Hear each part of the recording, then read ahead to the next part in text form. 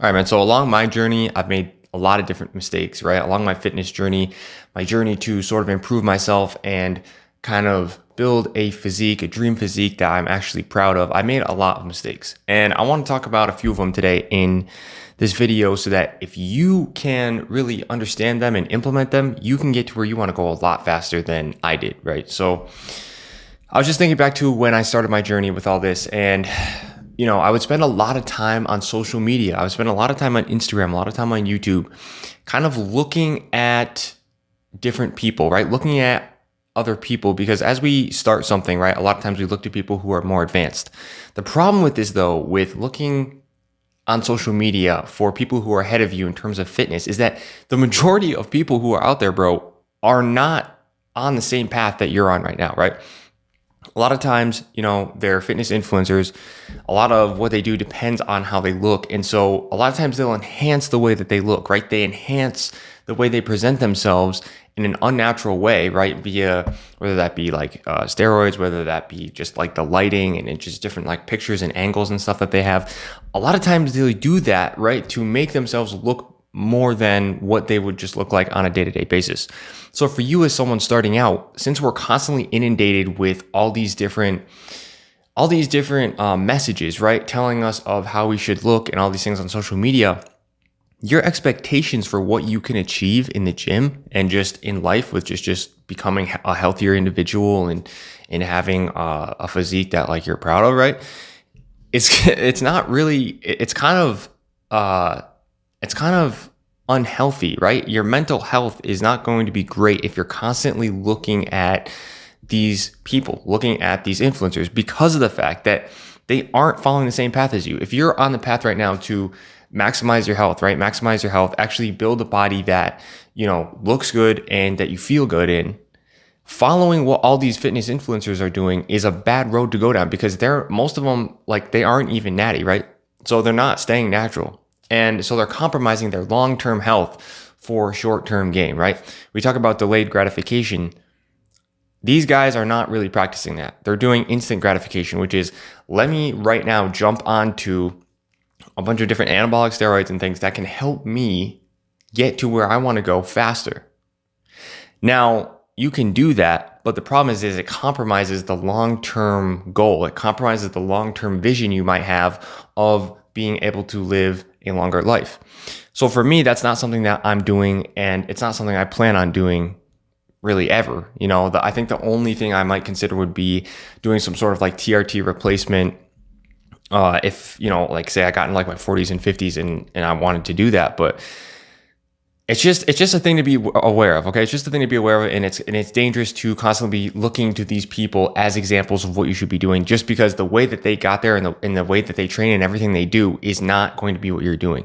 And also, it's just like your mental health is going to decrease, because even these guys who do like steroids and stuff, who take a lot of steroids, even if they're taking steroids or just doing things a little outside of sort of the bounds of what most other people are doing, they have really good genetics anyways. So their genetics are top tier, and on top of it, they're also, enhanced. And so for you to look at them and be like, oh yeah, I need to achieve that, I want to get that done, it's gonna make you depressed, right? It's gonna make you demoralized from your own journey when, you're natural and maybe you don't have the best genetics for putting on muscle.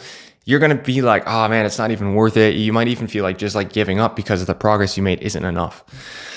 So yeah, that was one thing that I would say beware of. I would honestly try to find people who are aligned on the most part with where you're headed, right? Try to find people who are just presenting like good information. They're not overhyping things. They aren't making you think that steroids is a good idea to get jacked. Find like real people online that you can follow that give good, decent fitness advice, okay? And that doesn't have to be me. It can be anybody. It doesn't matter. So that's the first thing. The other thing is, like this week, for example, I made a video earlier. I was headed up to the beach, right? I was heading over to the beach. It's about 2-hour drive, probably like 3-hour drive from where I am. And just traveling is going to kind of set you off of your routine of going to the gym, right? And for me, I spend a lot of time in the gym. I could be literally in the gym 6 days a week, almost every day of the week I'm in the gym. At least maybe, for an hour or whatever, however long, not usually more than an hour.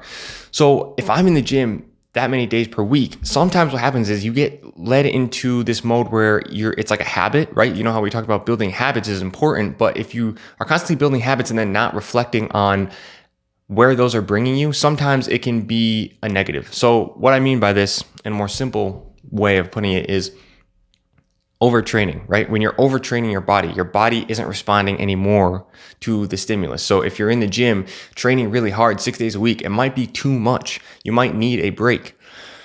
So this past week, I was quote unquote slacking off, right? I wasn't in the gym. I wasn't really doing what I should have been doing. I think maybe I hit like 3 or 4 sessions, actually it might have only been like 2 or 3 sessions. But the other day when I went, it was crazy because I went in there, I did my regular, my routine that I do, and I just had like this insane pump. It was crazy.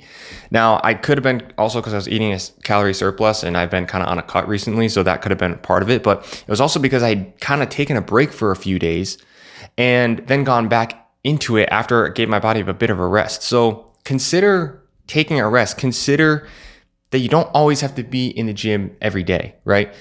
In fact, it may be a negative for you and for your body type and your habits and your routine to be doing that.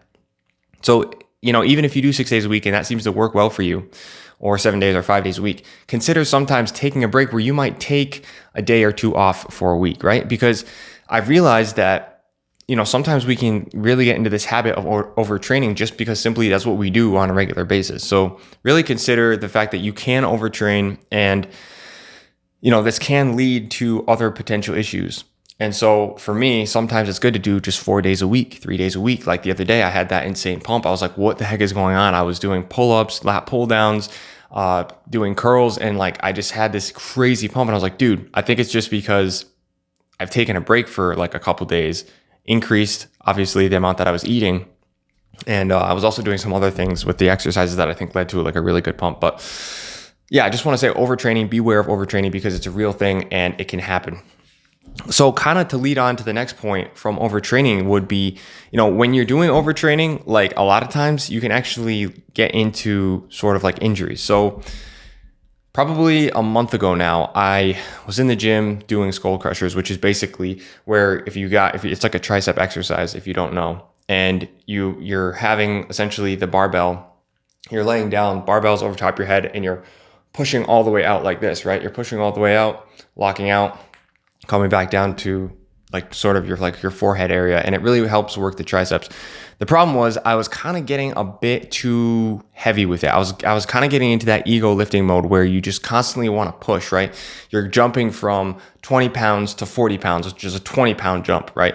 And if you know about progressive overload, really, it's like, put on 2.5 pounds, maybe 5 pounds per week, right? Maybe increase like that much or increase your reps by a few. 20 pounds jump is like, whoa, dude, that's like way too much. So that day, I was doing reps of 12, pretty intense sets. And sure enough, because I was overtraining and I was going too hard and I was ego lifting, I got injured. My elbow, I started to get this really bad ache and pain in my elbow to the point where if I did anything like, especially because I do martial arts and Muay Thai, when you're punching and you've got the pads and stuff and your arms are getting knocked around, I was getting to the point where like I couldn't even really perform class, right? And even within the gym, I could barely lift. And so when that happened, it was a clear sign to me, okay, this is overtraining, right? And that's an injury. So if you end up getting into a position like that where you have some kind of injury, really take a break, bro. I know it's gonna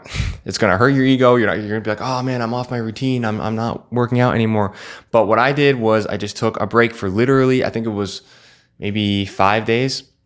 Now for the whole thing to clear up, it took like 2 or 3 weeks, right? But that last week, I took a break for maybe 5 days from the gym or something, just like a full week off, just like, okay, I'm done. And when I returned slowly, right? Working my way back up, doing very lightweight tricep exercises and slowly building it back up. So it could have been some sort of tricep or like elbow tendonitis or something like that. But I know it was from the skull crushers because I was going too heavy and it was my left arm because my right arm was kind of unbalanced. And so it was my left arm that was doing most of the work. So just be aware of that. Like ego lifting in the gym is dangerous, right? If you're going too far past progressive overload, it is a dangerous thing to do because you can get into injuries. And then once you're injured, it ruins like it could, if I was lucky, right? If I had really messed something up, I could have been out of the gym for a month or 2 months, which would have really delayed my progress. So it's not worth it, bro. Don't ego lift. Just take your time, progressive overload, go slow. And if you find an exercise that seems like it doesn't work well for your body type or for a certain muscle group, just abandon it. Don't try to do it because somebody online was like, yo, this is the best exercise. You have to do this. And you feel like you need to do it, right? Just don't do it because everyone's body type is going to be different, right? It's going to be different. Don't worry about it. You can find another one that works just as well. And to kind of put all these pieces together, if you think about it, a lot of the progress you're going to make towards building your dream physique and what you want and that sort of vision you have of being able to be very confident with your body and being healthy and being able to do the things that you want to do, it's going to take time. Like this is not a sprint, right? This is a marathon. Building muscle takes a long time. And so it's really important that you develop your discipline, right? It's important you develop your discipline so that you can have repetition. The discipline that you develop is going to be key for you repeating the same things you need to do over and over again. Like this past week when I was telling you, I missed a lot of days, even though in that circumstance, it seemed like it wasn't a bad thing because I was kind of overtraining. Still, those kind of times where you're sort of starting to slack, that's why it's important to sort of have something that you can, something that can hold you accountable. So for example, we have the Discord group that I have set up, right? Where there's a bunch of guys who are all on their self-improvement journey and we're all talking to each other. That would be a place I would go, right? And you can go check the link in the description if you want. That would be a place I would go to sort of get some accountability. I also have habit trackers and different things that I can see, holy shit, this week I missed like 4 days at the gym. What's going on? And so I can reflect on the week and be like, okay, this is why. I was out traveling for 2 or 3 days. So that kind of made it difficult and whatever reasons it might be. So really consider the fact that in order for you to get to where you want to go, repetition is going to be key. Repeating the same thing, right? And improving upon it, aka like progressive overload, is going to be key to you building that physique that you want. So it's going to take a long time. I know on YouTube and Instagram and freaking all these social media, like TikTok and shit, bro, everyone's like, yo, look at my 3-month transformation. It's like this guy who's like 200 pounds. All of a sudden he's like jacked, like 180 pounds in like 6 months. And it's like, bro, like, oh my God, man, the fitness industry is just so difficult to like watch. It's just so cringe, like the stuff that people do for attention. So I know you're constantly being inundated with this stuff. That's why I keep bringing it up, because I know for myself, I was in the same position. I'd be like, whoa, someone just did this in 6 months. Why is it taking me, 12 months? Why haven't I gotten to this position yet? And it's just so key to remember, this is the internet. This is not real life. Go into your gym right now. Wherever you go to the gym.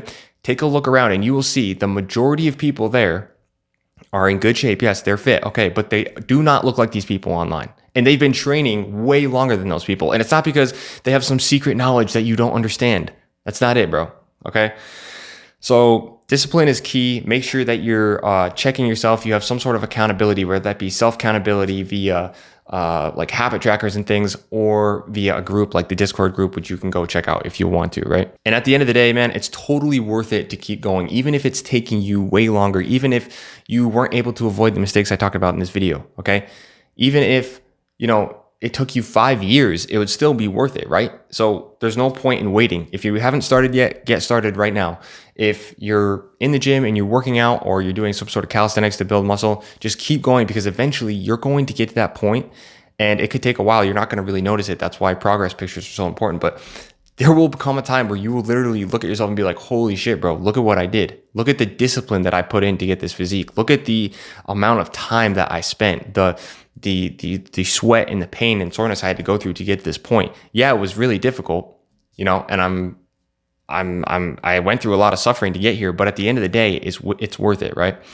And for me, I've been on my journey now for almost 2 years, and I can say that even though it's been very difficult at times, I've made a lot of mistakes, and I'm still nowhere near where I want to be, that this journey is really what has kickstarted like many other aspects of my life improving, right? When you are exercising regularly and you're moving toward a goal, all of a sudden you want to start setting goals for other things. Let me start setting goals for my relationships. Let me start setting goals for, the business that I want to start, or that place I want to travel to, right? So just by doing this, you're going to kickstart, if you haven't already, you're going to kickstart so many other aspects of life. So I wish you the best on your journey, bro. And, like I said, if you want more help with this, check the links in the description below. We do have the Discord group full of like-minded guys on self-improvement who, we're always looking for more people. So you feel free to hop in there and have a conversation with us. And I will see you in the next video.